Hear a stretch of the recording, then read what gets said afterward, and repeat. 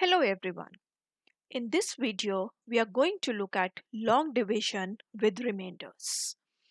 By now, all of you must have remembered the terms which we use in the division. So we have the divisor, the dividend, and the quotient and the remainder. So far, we have worked with examples where the remainder was 0 or a question mark. So now we are going to work with some examples where we get remainders. But first, let's understand what this remainder means. So let's take an example. So let's say we have to divide 10 by 3. So this means I need 3 buckets or 3 boxes in which I'm going to divide 10 equally. So let's start dividing them. 1, 2, 3, 4, 5, 6, 7, 8, 9, and I have 1 as the leftover. Why do we say it's the leftover? Because I do not have 3 more pieces to divide equally amongst the 3 boxes. So what I can say, I can put 3 here, 3 here, 3 here, which is a total of 9.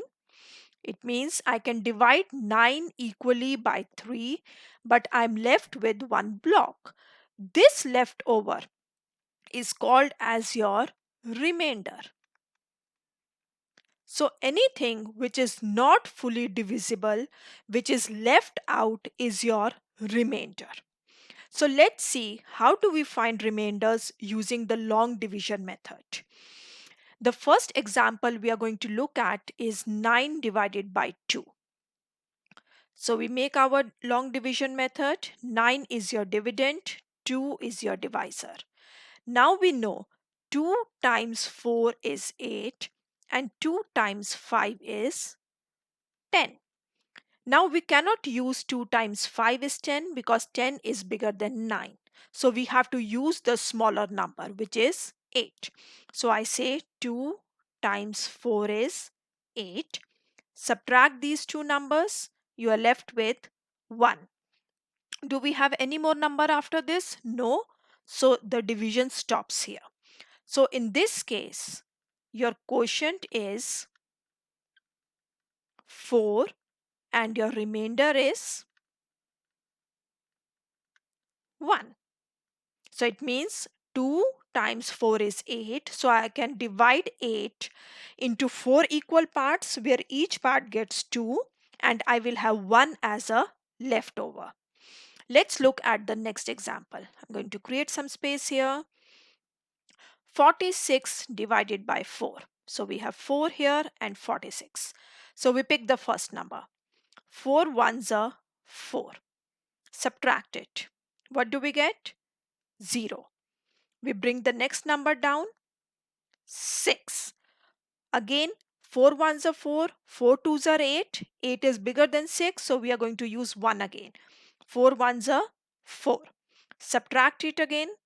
6 minus 4 is 2. We don't have any more number after this, so we stop here.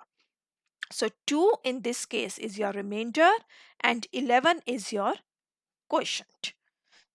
Done. Let's take one more example. We have 3 digits now in the dividend, which is 649, and we have 7 as the divisor.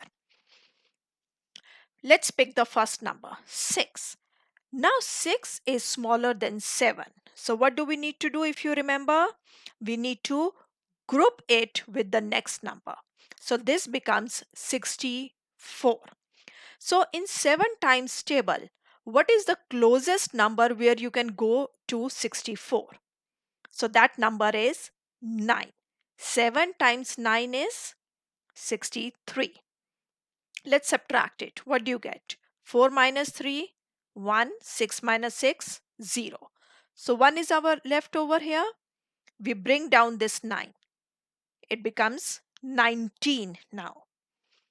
So let's divide 19 by 7 again. 7 ones are 7, 7 twos are 14, 7 threes are 21. So the closest you go is 2, which is 14. Let's subtract it again. Your leftover is 5. Do we have any more number after this? No. So it means the division is done and we stop here. So 5 in this case is your remainder and 92 is your quotient.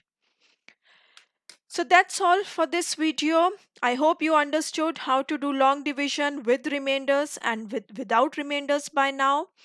We will also be coming up with another examples of division with some hard problems. So stay tuned, keep watching and have fun. Bye bye.